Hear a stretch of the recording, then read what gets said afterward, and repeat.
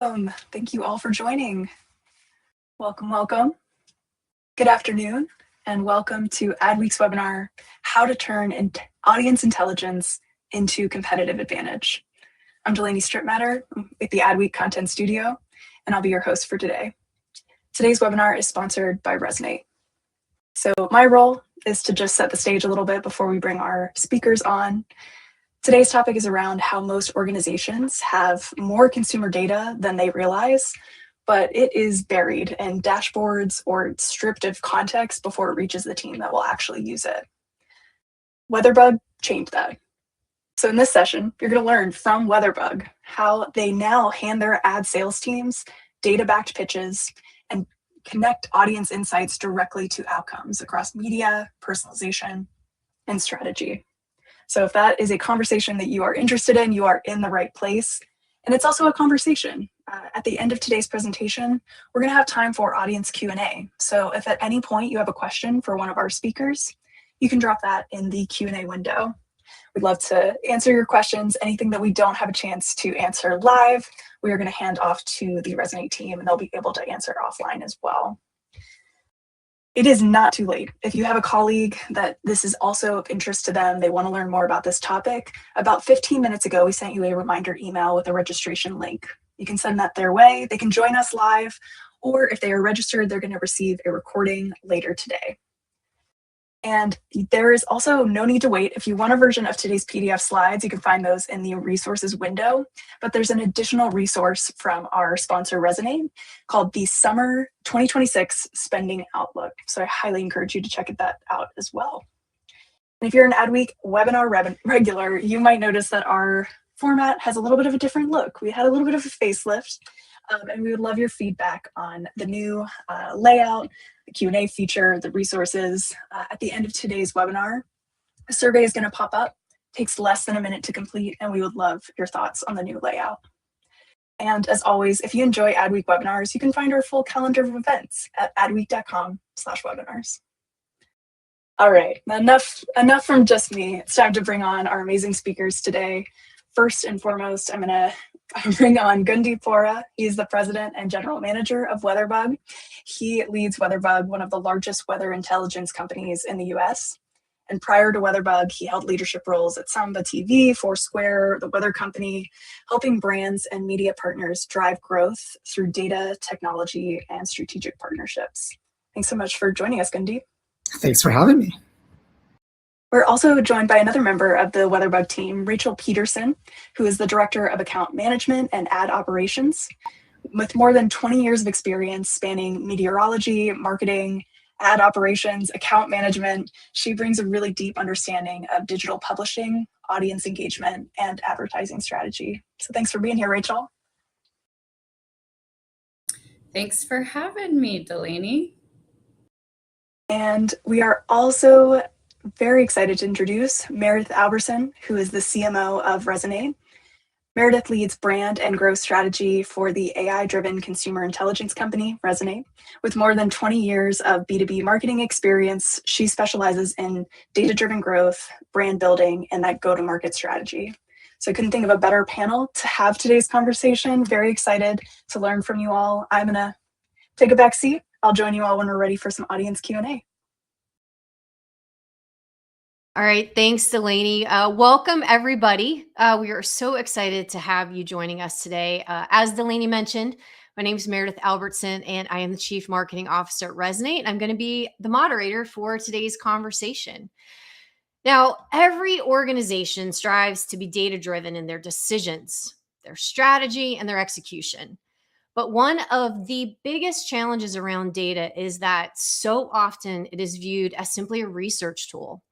It's pulled in when it's time to build that campaign or an audience, but otherwise it gets locked up in dashboards and reports or siloed in different business units and teams. Now, embedding great intelligence across the organization, it doesn't just have to be a pipe dream. In fact, the team at WeatherBug was able to do just that, creating shared intelligence for insights, for the sales team, for activation, company identity, and innovation. They're using it to win new business, inform a fantastic rebrand strategy, and get actual real world value from AI. Now, as Delaney said, we are so excited to have Rachel and Gundeep from the WeatherBug team with us today to share how they were able to make this change in their approach to consumer intelligence. We're going to talk about what drove the shift, how they executed their strategy, what they learned along the way, and even more exciting, what is going to happen next. Again, Rachel, Gundeep, thank you so much for being here today. Of course, thank you for having us. Happy to be here. All right, we're going to jump in. We're going to get to the good stuff. So we're going to start with talking about data strategy. Now, WeatherBug has always had a really interesting position in the marketplace. You have this massive audience reach, but historically didn't own deep intelligence about who those audiences actually are. Now, Rachel, I'd like to start with you. What was the breaking point that made you say, like, this is something that we need to address? Well, as you said, Meredith, WeatherBug has tens of millions of users that check our app and our website constantly. And we were walking into meetings with advertisers talking about reach and impression, but we didn't know who our users were. And the gap became impossible to ignore when advertisers started asking questions like, do you have my customer? Are they in market for my product? And we were competing against publishers that had deep insights. And with 95% of our users on mobile app, we needed to find a solution that could give us insights into our web users, but also into our app users, or we were leaving money on the table. So Resonate was able to give us those insights for both app and web and surface the attributes that matter most to the brands and the advertisers and the agencies. That's really interesting. I want to talk a little bit more about that. So you're building out this new consumer intelligence foundation. You're taking the data you had, getting that why and a little bit more of the contextual piece.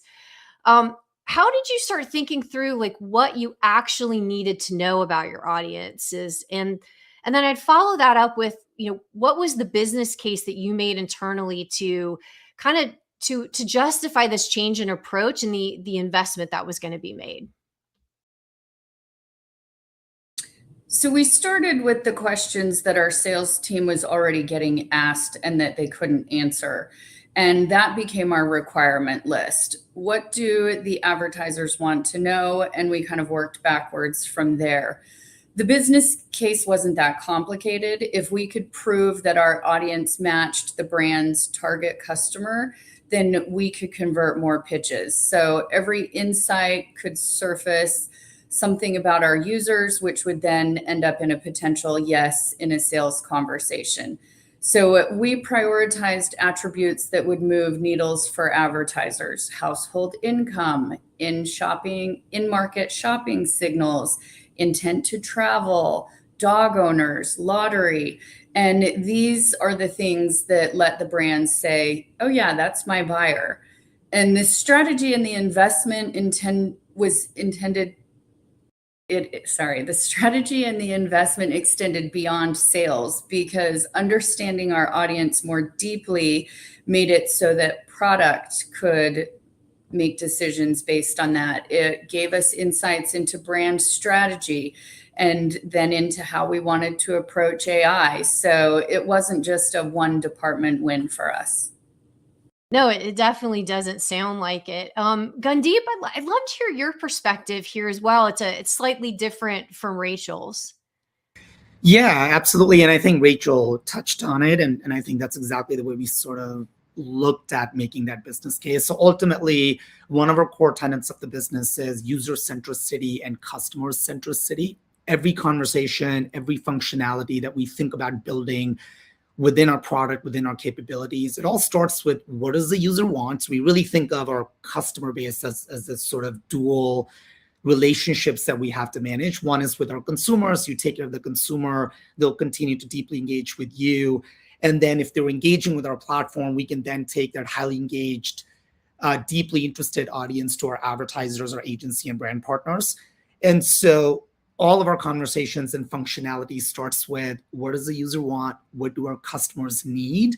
And so I think when we started to look at building out our consumer intelligence capabilities, looking at first-party, third-party data sets and platforms, that became the very foundation for how we started to think about solving this gap within the organization, right? And so once we did that, then the conversation broadened from, to Rachel's point, went beyond just sales and what the sales team needs, because that's what the customers need from them, to then, hey, we should just become more data sophisticated just as an organization, because we believe it's going to drive value for us across these various functions down to our product capabilities. And so when you broaden that use case for data, the conversation very organically just becomes a lot easier, and the business case starts to fall into place quite naturally on its own. Well, I love that number one, that you're so focused on the customer, and then it's so integrated into everything that you're doing and taking it throughout the business. And it sounds like this consumer intelligence piece was really bringing an additional layer of capability to that customer centricity. And I love that. Now, advertiser conversations, they're often won or lost based on proof. Rachel, how did having that deeper audience intelligence, and you both were speaking a lot about the examples there, getting more of that, what they're going to do, about what they're about to do, pet owners, and more contextual evidence about the audiences. How did that change those conversations that you were having, with some of your prospects? And what did proving value start to look like? What did that look like, sort of in the before world, before this intelligence layer, and after? Yeah, so before we would walk into a sales meeting with, monthly actives, session frequency, geographic reach, but that was something that everybody could offer, and that's not what closes deals.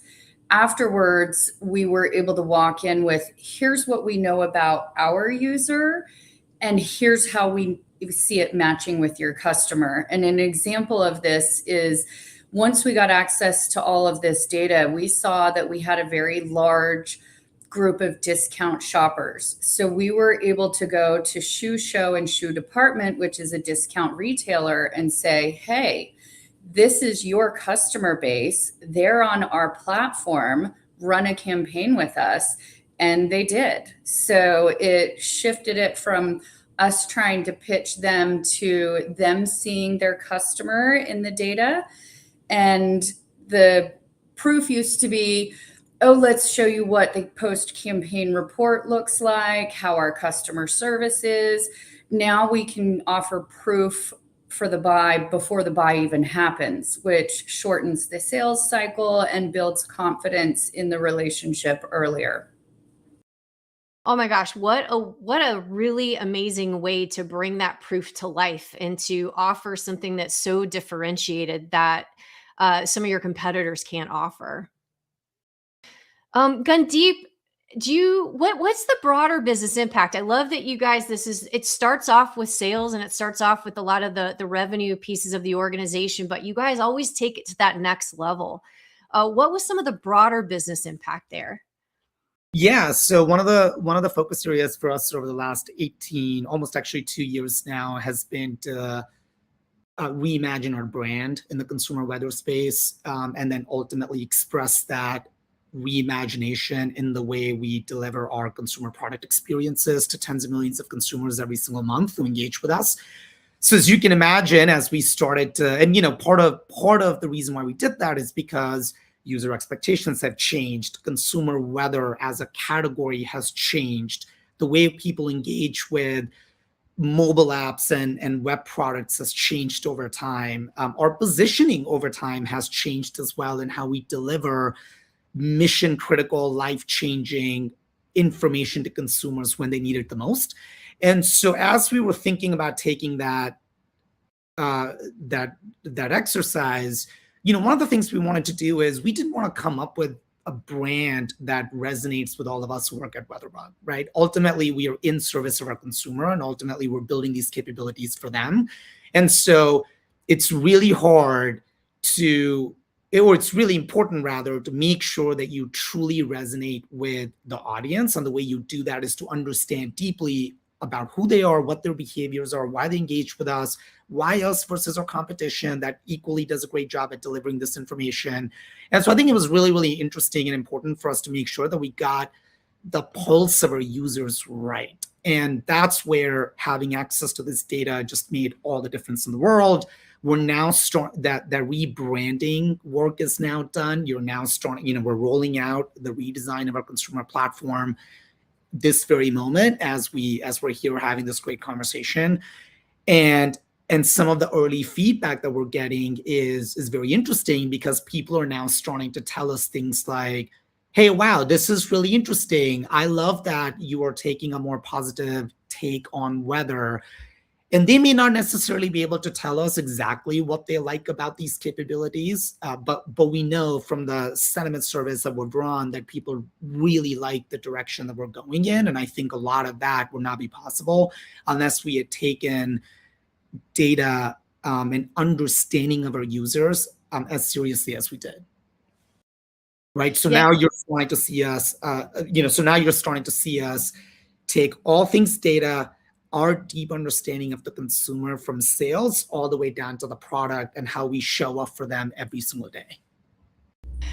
I love how you guys are thinking about that and bringing the intelligence into that rebrand, because so often rebrands, I speak for so many people who are on the call today with us that are facing rebrands, that they're often driven by intuition, competitive pressure, creative vision. And you guys have just used this intelligence to really inform that in a data-driven and meaningful way, but you didn't lose the humanity and the side of it that would really connect with your customers. So Gundeep, I may come back to the brand a little bit. I think I have a few more questions there, but just so exciting to hear more about that.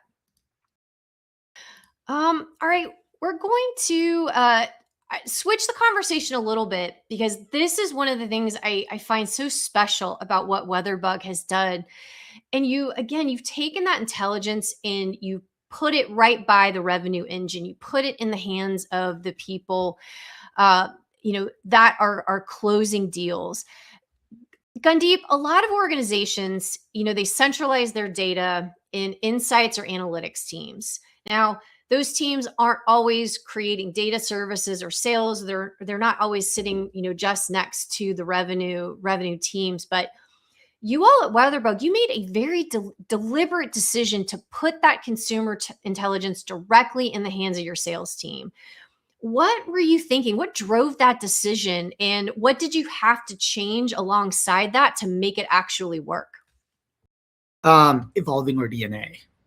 That's I think it's just so important for us. Like you rightfully pointed out, Meredith, we have a business intelligence team, just like lots of other folks across the organizations they represent also have those teams. But I think it's so important for all of us across the entirety of the organization to start with data first. And I think once you start to do that, what's quite magical is the stories and the way you're going to go and have those sophisticated, smart conversations with clients can start to emerge on their own, right?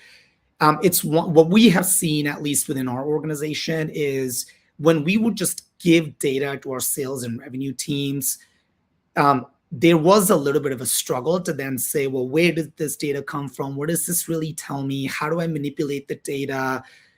Which other questions can I get this data to answer? But the moment you give the underlying data or platform access to the sales team, you see them take a much more entrepreneurial approach to then start clicking around, look at which other data sets they might look for. There are questions. These are incredibly talented individuals, right? So when you give them access to the information that they need, and they start clicking around and they start looking at graphs and charts and data points, and they're coming up with those follow-up questions on their own very organically, it's pretty magical, because a story then very organically comes together they can be a lot more confident when they get in front of clients to then say, hey, I can tell you a certain amount of your customers are already on our platform. That's the reason why you should work with us. And hey, by the way, I'm going to start to challenge some of your thinking as well. And I can do that because I feel so confident in my ability to synthesize the data, because I've done that next level of work rather than just asking my analytics team or my business intelligence team to give me the data points I need to kind of, come up with a handful of charts on a slide. Gundeep, you all have really shifted that from what I think a lot of us see as a traditional sales conversation into really a consultative partnership. And that just has to really start the relationships that you're building with your customers on such a stronger, first foot, just really starting that relationship off in such a differentiated place. Rachel. Yeah, and I also think that, yeah, sorry. No, please go ahead. No, yeah. I was going to say, I also think because we are a small team, it's important to get the data into the hands of the people that use it. So instead of having to put in a request and have somebody pull it and have it take time, a salesperson can get right into the platform. They can pull the data they need right away to send that prospecting email or to verify that we have the audience for an RFP.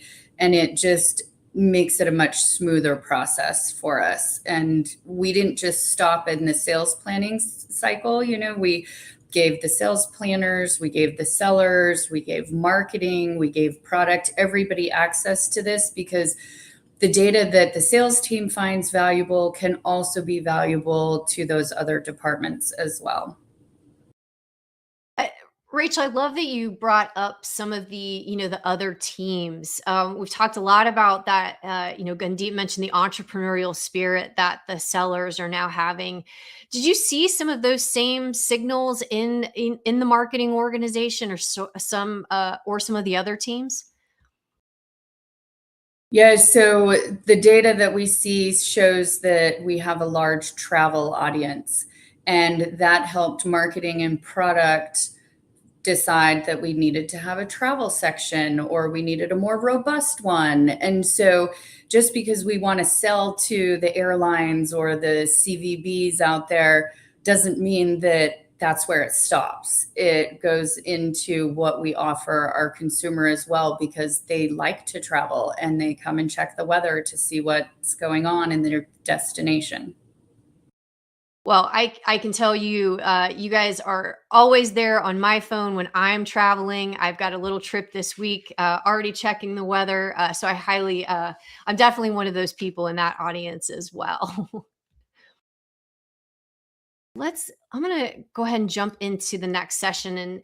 And, we talked a little bit about the rebrand. Wanted to dive in just a little bit more on that. Gundeep, I think you mentioned some of this, but I wanted to just expand on the conversation just a little bit. When we were talking earlier, we were talking about how, hard these rebrands are. So much effort goes into them. There's so many competing priorities with competitive pressures and certain creative visions. We were talking about the ability to really connect with our consumers and making sure that brand truly does, brand change really does resonate with them. Was there anything else that really surprised you, using the intelligence to inform this brand change, or anything that had a really large impact on your direction?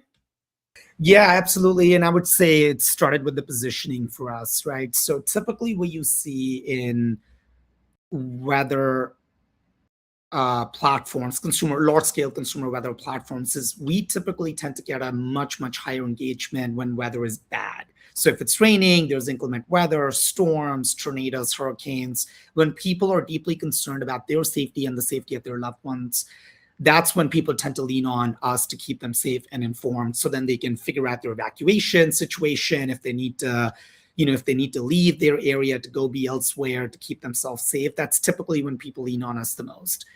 Unfortunately, what has happened over the years, for those of us who have been around for 30 plus years, some of our competitors have been around for 50 plus years, is over time, we have, intentionally or not, we have just built our businesses around severe weather, right? Mm-hmm. ultimately people check us the most in their time of need. So a lot of us had built those businesses around the emergency section, severe alerts. How do we then try to keep you safe? And then what has happened is we've turned weather into this scary concept, right? And Yeah, we so have.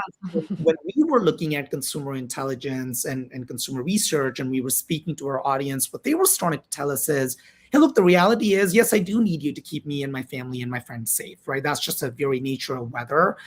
But the reality is, most of the year, the weather will be fine. It may not be pleasant, but I'm not really concerned about my safety, right? And so I'm just so tired of always getting these scary alerts from all the weather apps on my phone that tell me, hey, tens of millions of people are going to be impacted by a little bit of rain, right? So I just want to, on a day-to-day basis, I'm just trying to figure out how to dress for the day, when I should take my dog out for a walk, when is a good time for me to go on a walk with my family, when should I take my beach vacation. I'm looking to live my life, right? Ultimately, that's what all of us are looking to do in the best way we know how to. And so can weather just not be that trusted companion? Can it just not be helpful in helping me live my best life? And so I'm looking for positivity from a weather brand. And can you just tell me that you've got me? You're going to tell me when it's going to rain. You're going to tell me when I need to bring the umbrella with me. You're going to tell me when to go plan my next beach vacation. So just do that with a little bit of delight and a little bit of positivity, because the world isn't all gloom and doom. There's plenty of that already, of course, as we know. And so today, when we are now, again, we're working on this redesign, it's rolling out now.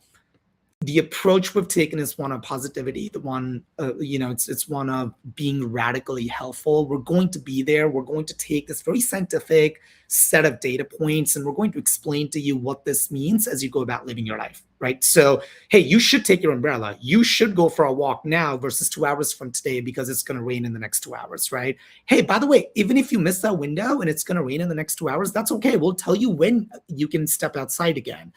So I think that's where deeply understanding your user base with consumer intelligence can just go such a long way and I don't think we would have known that, right? I think we've been, again, because we've been around as long as we have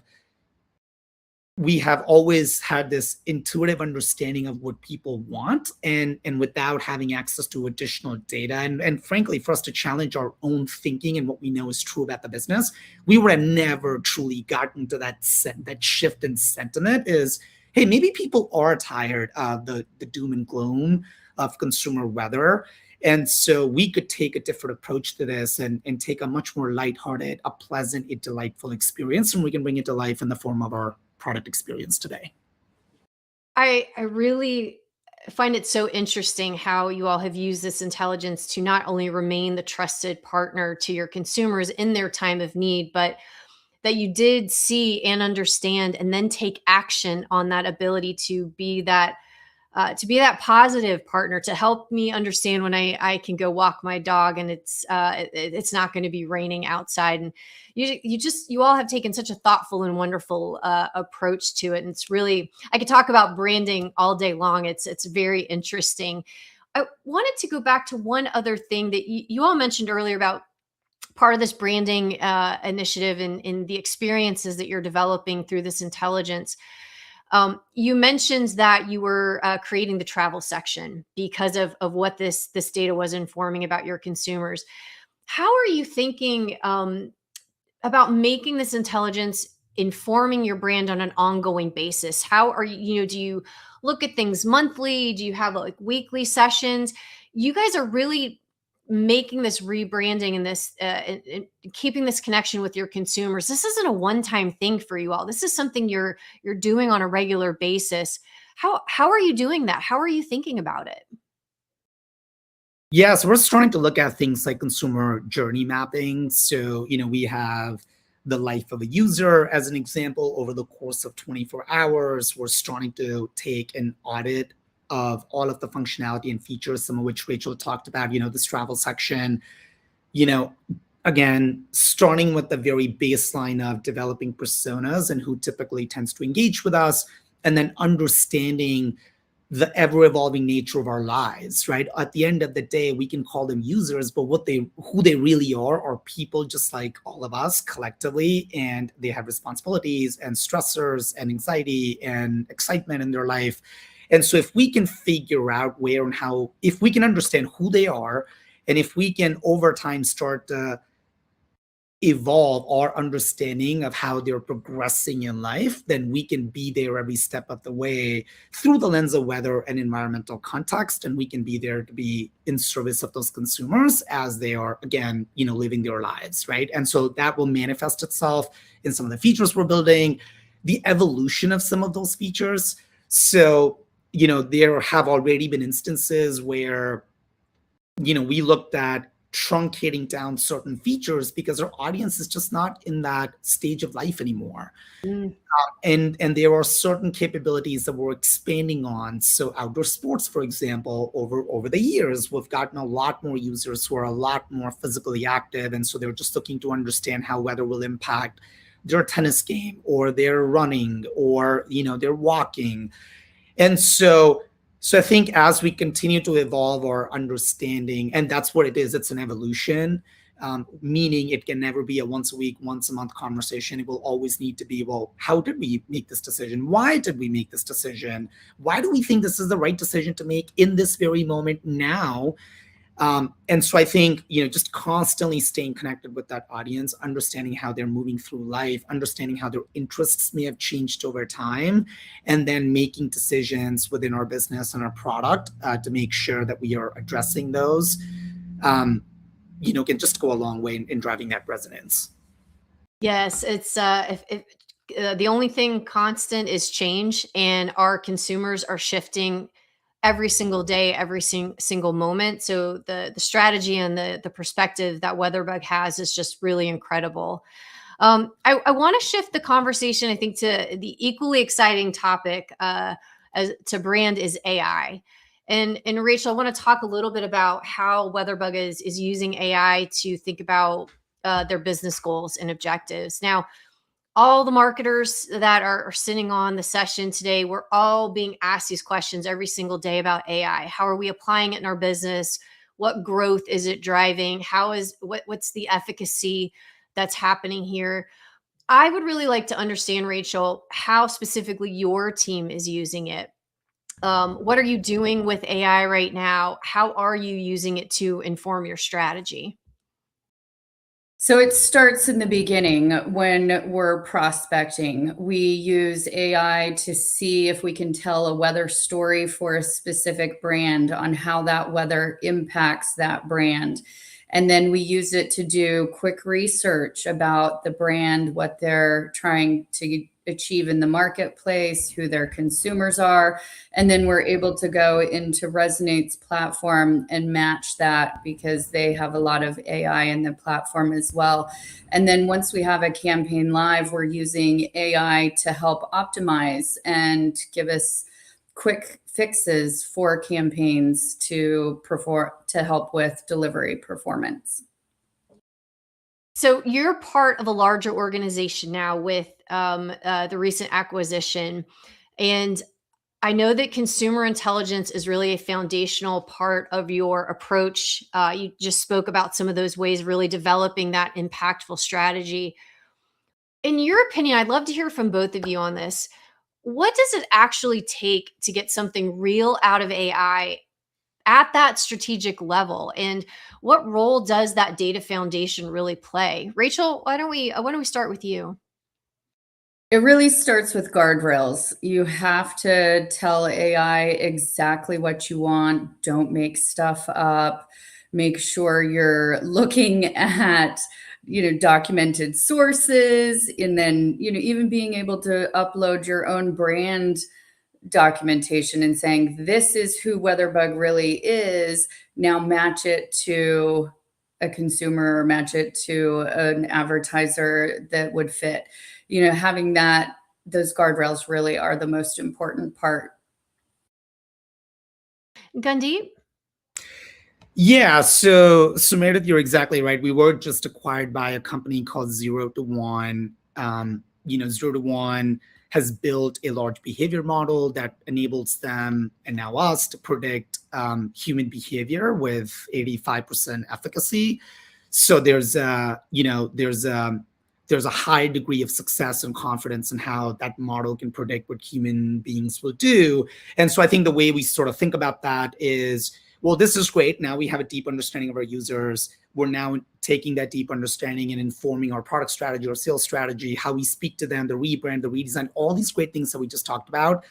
But the next layer of that for us is personalization, right? So, we all understand this already as consumers of products and services, is tell me what with AI, help me see the need that you think I am about to have in the next 30 minutes, in the next 60 minutes, in the next 24 hours, and whatever that time period out into the future may be, and then just give me that information, right? So the way we're starting to think about deploying this large behavior model is, again, all starts with data, all starts with a deep, rich understanding of our existing users and how they engage with our capabilities today.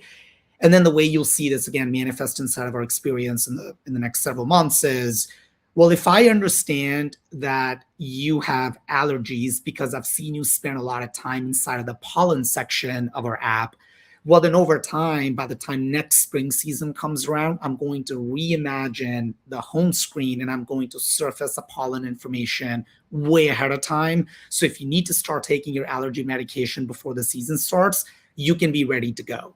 Similarly, I live in Atlanta. Traveling to San Francisco in fall, that's typically the tragic fire season that takes place. I may not necessarily know that, and I may not necessarily know that air quality might have implications for me with pollen allergies.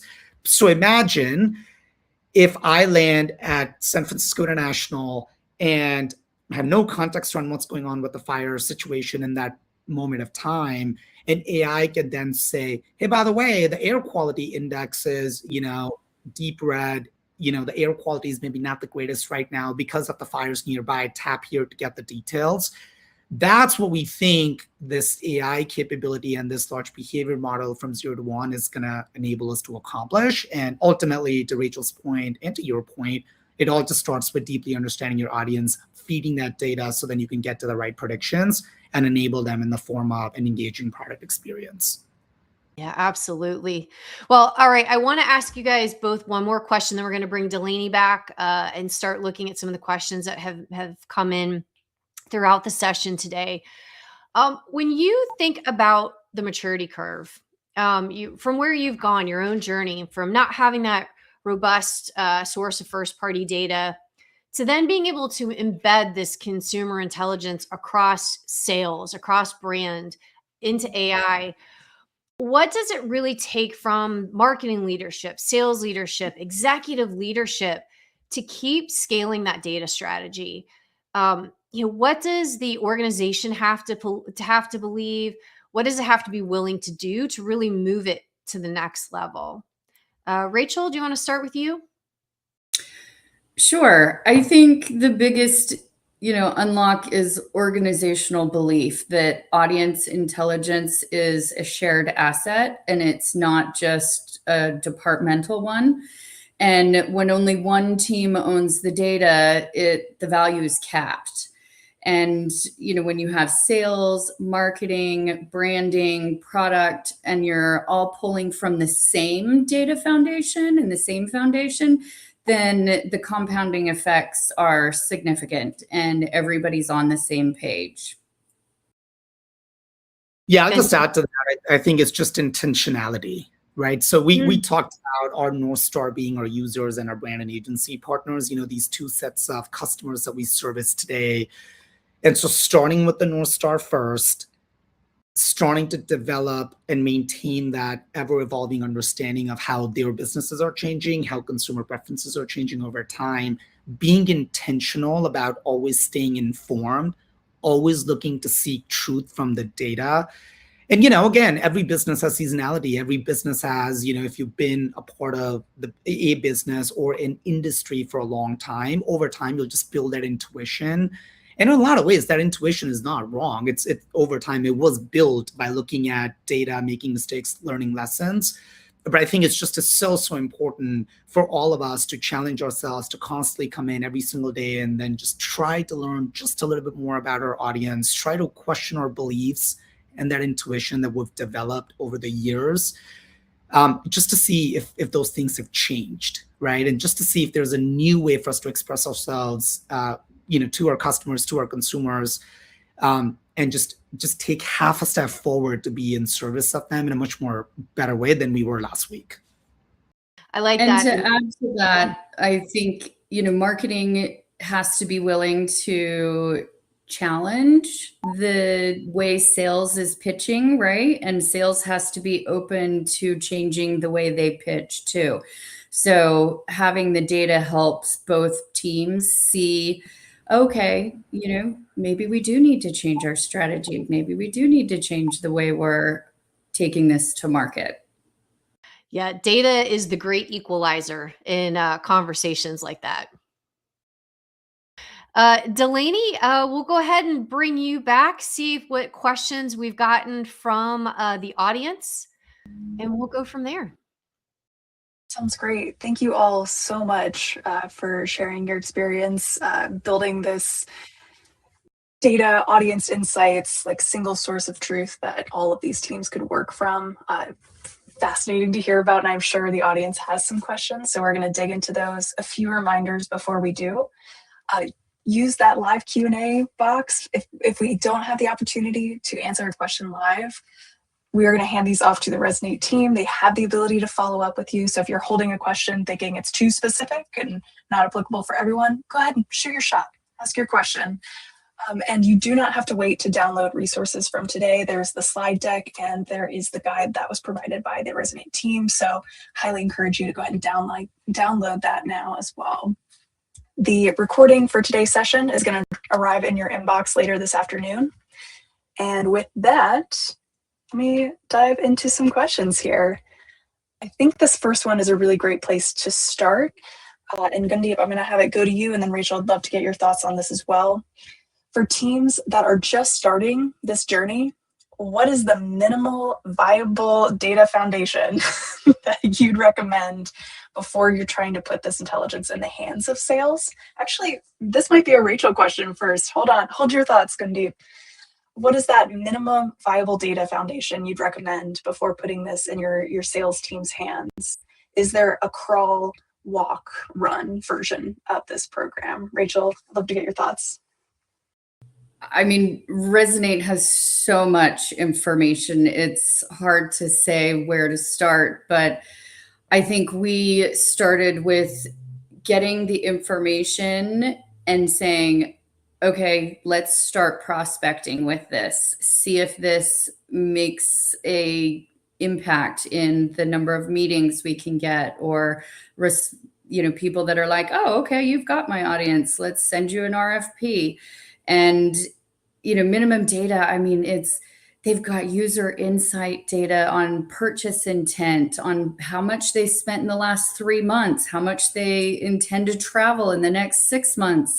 There's so much information there that you just need to get it, get your hands on it and take a look at it. And they're so good at sending out monthly emails saying, here's our new verticals that we have questions, out to our audience or our panelists. And then you can jump into that data and just see where you have the biggest audience or where you index the strongest at.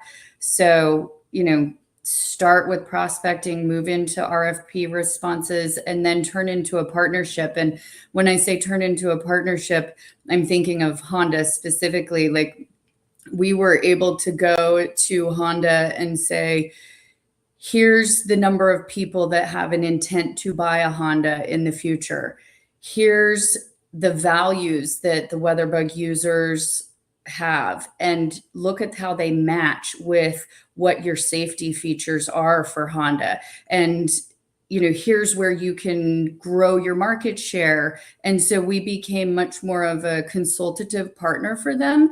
And so you can go from prospecting to partnership with this data. So it's incredible. Gundeep. Yeah, I was gonna say Walk, crawl. well, I was gonna say if it were up to me, we would just do a run, not a crawl, walk, run. But I think this question is kind of touching on something really important, right? Which is sometimes you do have to make the business case, show that this is ROI positive without disrupting the existing process and how things are done, and do it responsibly. So I think, typically my feedback on that and the way we approached it was look at the highest leverage and highest impact areas of the business. In this case, it's easy, it's revenue. And let's go pilot with a data platform, a data story approach to how we look at consumer research and those types of things, and then see what that ultimately translates to from an ROI perspective. If we can do that, that conversation, again, very organically just then becomes, well, where else can we then start to leverage this data? What's the next set of priorities that we can deploy consumer intelligence across, and where else do we think this can start to help?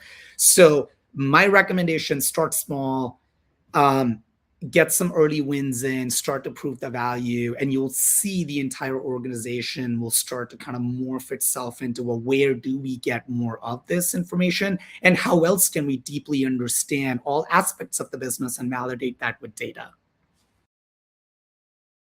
Love that. And I also had written down just a quote.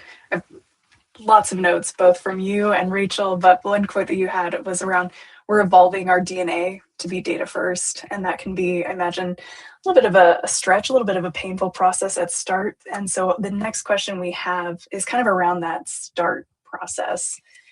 This person is asking, what's the internal sell look like? How do you get your sales teams to actually trust and use the audience insights rather than just defaulting to the old ways, their gut instincts? What does that process look like? Rachel, do you mind kicking us off here?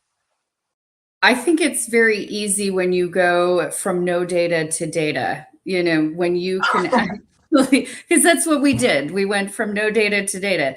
And so when you actually see that 70% of your users are lottery players, it's easy to then take that to a state lottery board and say, hey, we have a large number of users that play the lottery. Come promote your scratch off tickets. So I don't think that the internal sell is hard when it comes to the revenue side. When it goes into marketing and into product, you just have to show that, hey, look, we have these audiences. Doesn't it make sense to have products or content sections that fall in line with that? And I'll let Gundeep expand on that if he wants. Yeah, and I think it's so I think as I think about how Rachel and I were able to do this within our business, it was starting to ask the question why, right? So, hey, we should do this, whatever this may be. We should go sell to this customer persona. We should go build this capability. We should improve this process. Great, why? Why should we do that? What's the data, and where is the data that tells us something is broken, or we can drive efficiency by 20%, 30%, 50%, whatever the success metric looks like. So challenging ourselves and challenging our peers and our teams and our business to quantify the impact. And, look, we're not always going to get it right, and that's okay. Really, what we're trying to do is, to your point, Delaney, from a couple of minutes ago, is start changing the DNA, right? We understand we don't always have access to perfect data, or really, in a lot of instances, any data, but let's try to start to get extremely quantitative in how we think about this, get super pragmatic.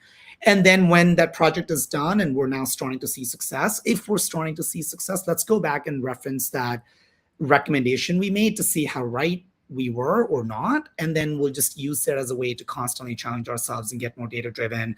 And ultimately, there will come a time when we will just get more of these things right than wrong, right? And so I think that's how you drive that transformational change inside of the organization, is taking a small moment, pausing for a second, and encouraging everyone across the business to, in all the stuff that they are working on, all of the initiatives and projects any of us have got going on at any given moment, just pausing for a split second and asking the why can then just be so important. And once you do that, to this person's question about how do you make the internal sell, it becomes so much easier. It's incredibly useful, incredibly helpful to get started, and probably a reminder even as you go. What is the why as you use this data?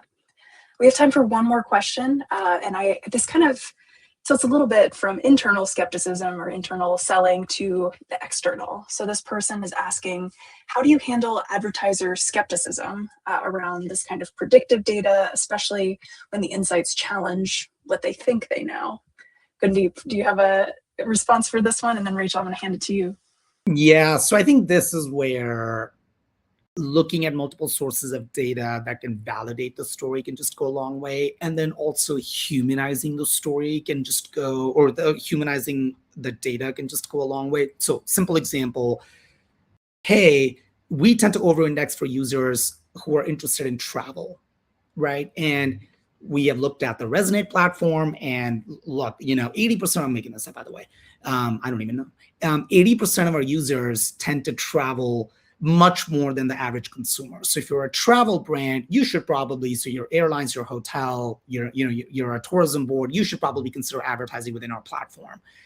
And then you pause for a second and you just say, well, but doesn't it make sense, right? When any of us are traveling, are we not looking at a weather app to see if I'm about to land into a rainfall or a rainy season, and am I going to have a good time when I get there because of because of weather conditions, right? So I think that can just go a long way in humanizing the data, and telling a story around it and seeing if that data can then resonate with that audience, right? So that is a starting point. And then to bring it full circle, I think it's one thing for us to present the data, humanize the story, persuade our agency and brand partners in these conversations. But the responsibility as a consumer media platform still sits on us to show ROI on the campaigns that they're running. And so the way you do that is through, again, attribution and measurement, right? So we can extend that to our clients as part of their campaign buys to then be able to say, look, the story made sense. The data was always there. The audience continues to engage with us as a large-scale consumer weather media platform. But by the way, you now see that in the way we've delivered this ROI on this campaign for your business. And that, I think, just does a great job of stitching all of this together into a nice cohesive presentation that they can then take to their peers and their client and really bring it all together. So I think that, we have lots of data, as in like the industry as a whole, on what people have done in the past, right? And so the money really sits in what are people going to do in the future. And Resonate's surveys ask those questions, those intent questions. How much do you intend to spend in the next 3 months? How much do you intend to travel? Where do you intend to go? And we have the ability with Resonate to take those intent audiences and use them as first party data to target campaigns against. So if somebody's, skeptic about it, you say, well, these surveys were asked to real people. They said this is what they intend to do. And now we can target those intenders on campaigns. And then, as Gundeep said, put the studies on them, show you the return on investment, and then there's no more skepticism. That's fantastic. I also want to thank both Rachel and Gundeep for sharing specific examples, little mini case studies, even in these Q&A questions here. It's really helpful to make it tangible. But the kind of unspoken piece of the puzzle here, spoken a little bit, is Resonate. So I want to hand it off to Meredith to close us out. What are some takeaways that people should know before we wrap things up? Thanks, Delaney. First and foremost, I would love to thank our panelists, Gundeep, Rachel. You are incredible partners. We can't thank you enough time for sharing your story today. I hope it was really helpful for everyone who is able to join us.